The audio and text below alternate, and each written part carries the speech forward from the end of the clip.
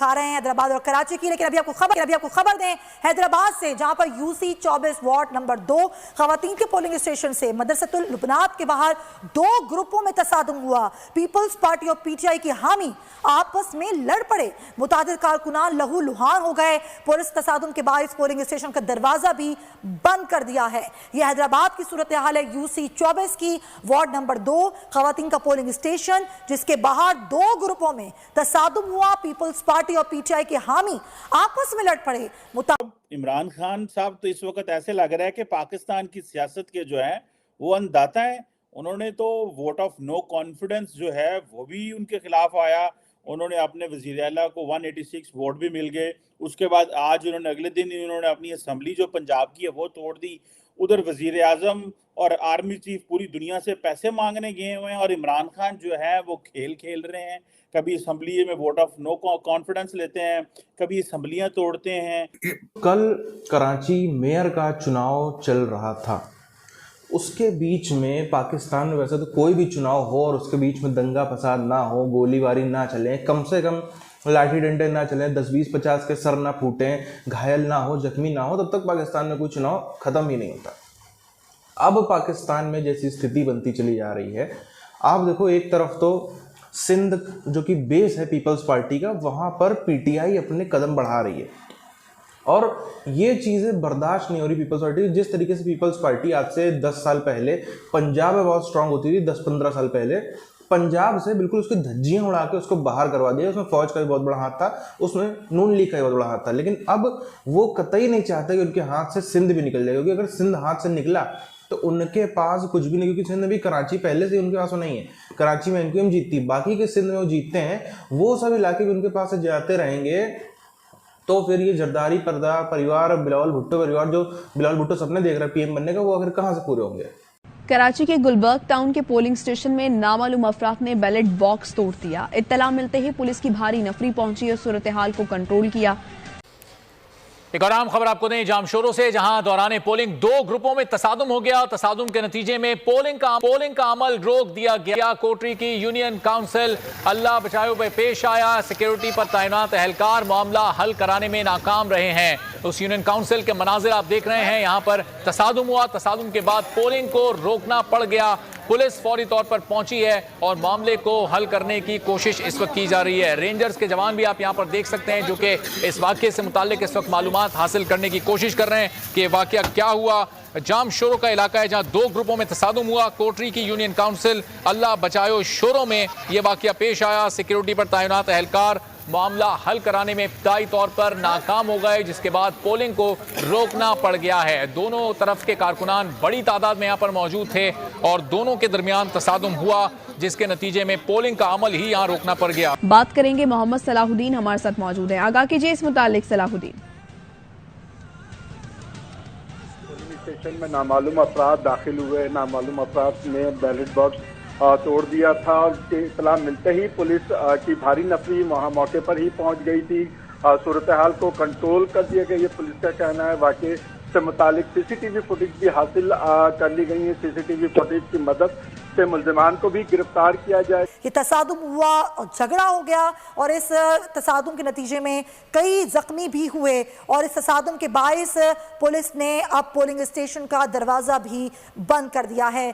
कई ऐसे polling station थे नाजरीन जहां पर पोलिंग का जो अमल था वो ताख़ीर से शुरू हुआ, दरख्वास्त दी गई और वहां पर वक्त भी बढ़ाया गया है और इलेक्शन कमीशन ने कहा है कि जितनी ताख़ीर हुई उतना ही वक्त दिया जाएगा। कई जगहों पर यही सूरत हाल हुई जो हम आपको मनाजिर दिखा रहे हैं। झगड़ा हुआ, ये शख्स जिसको आप जख्मी देख सकते हैं, ये तसादुम हुआ है पीटीआई और पीपल्स पार्टी के कारकुनान के दरमियान। तकरीबन 8 से 10 नामालूम अफराद ने धावा बोला था और प्रिजाइडिंग अफसर को भी जो है वहाँ पोलिंग के अमल को रोकने की कोशिश की थी। मुल्जिमान ने प्रिजाइडिंग ऑफिसर को भी तशद्दुद का निशाना बनाया था। तो इस वाक़े की जो है सीसीटीवी की मदद से तहकीक की जा रही है और मुल्जिमान की जल्द गिरफ्तारी अमल में लाई जाएगी, ये कहना है पुलिस का। जी शुक्रिया आपका मोहम्मद सलाहुद्दीन।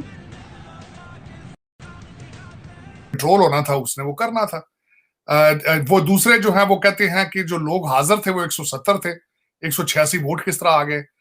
दूसरा, रात के अंधेरे में सारा कुछ चलता है। गवर्नर की समरी भी रात को 12 बजे, यहाँ पे इलेक्शन भी 12 बजे।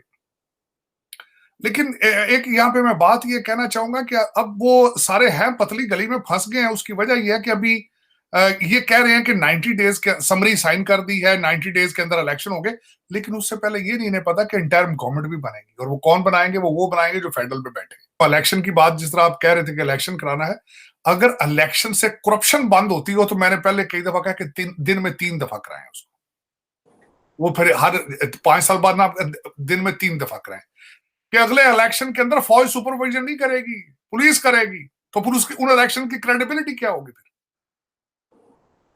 पहले आपको पता है आपके हर इलेक्शन के ऊपर सुपरविजन फौज करती है। अब वायलेंस होगा, वायलेंस होगा, वायलेंस अलग होगा, मशीनें उठ जाएंगी। पुलिस वाले तो मैं कहता हूँ थाने के अंदर से पर्चियां डालकर लाया करेंगे पोलिंग स्टेशन पे। जब वो सारी कुछ आएगा तो उसके लिए क्या क्या क्या मेरी तो समझ से बाहर है कि इस वक्त अब पाकिस्तान में क्या होने वाला है, कहाँ जाई जा रही हैं चीजें। हमारे आर्मी चीफ साहब वापस आए हैं, अब वो भी सऊदी अरेबिया से चीजें पैसे जो लेकर आए हैं। अभी तो हर चीज अभी प्लेज्ड है, अभी तक कोई आई नहीं है। मैं एक चीज बार बार आपके सेगमेंट पे कहता रहा हूं कि जब एजेंसियों की मदद से हुकूमत में आना हो तो फिर लोग जो है वो सियासत इसी तरह करते हैं जिस तरह वो कर रहे हैं। तो अब उसमें देखें, एक तो वो 7 जो लोग, सुना है कि नवाज शरीफ साहब बड़े अपसेट थे कि उन्हें बावर कराया गया था कि 7 बंदे वोट डालने नहीं आएंगे, लेकिन वो आ गए।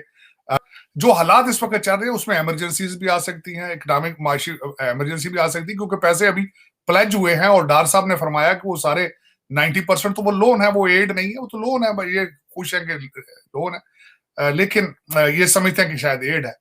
लेकिन इस वक्त मायूसी ये है कि किसी का कोई ये ख्याल नहीं है कि लोग पैरों के नीचे आके मरते जा रहे हैं जो आटा लेने जाते हैं, उसके बारे में किसी को कोई सोच नहीं।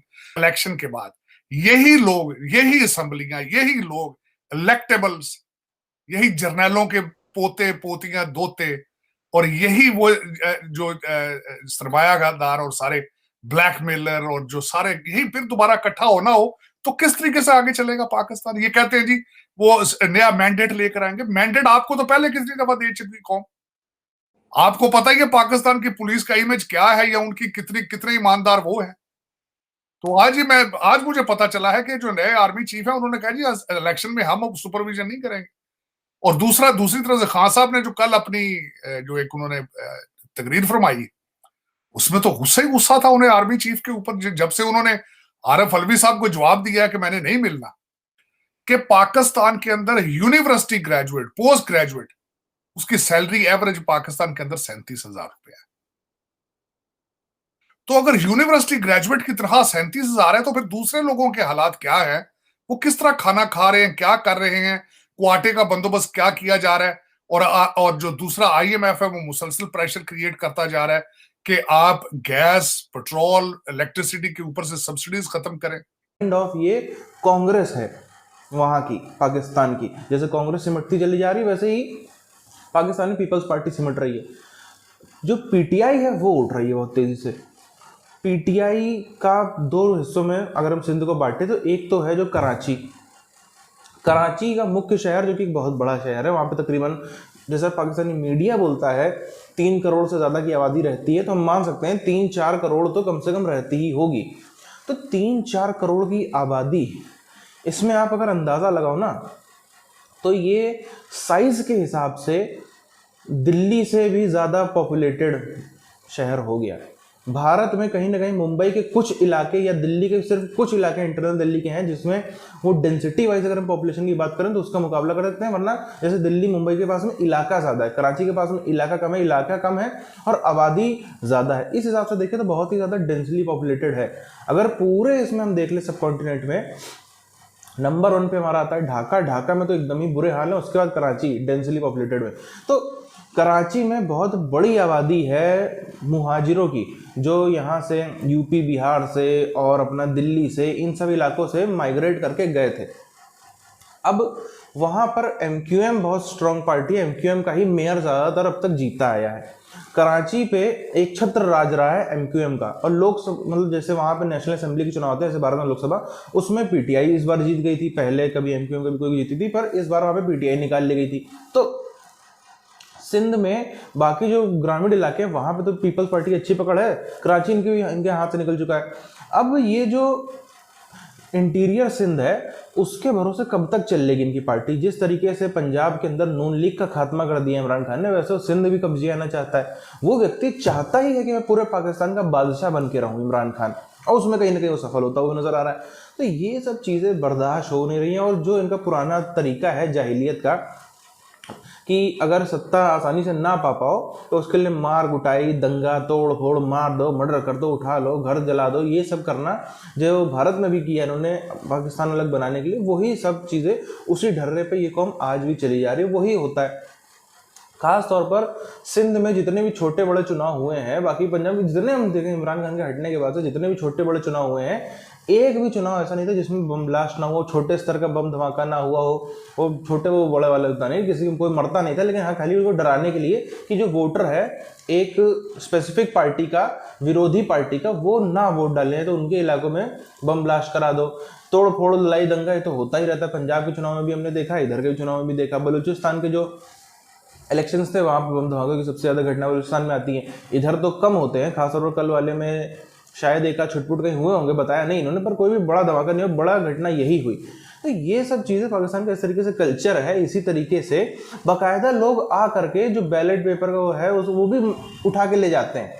इतना ज़्यादा पाकिस्तान में जो है वो चुनाव मैनिपुलेट किए जाते हैं।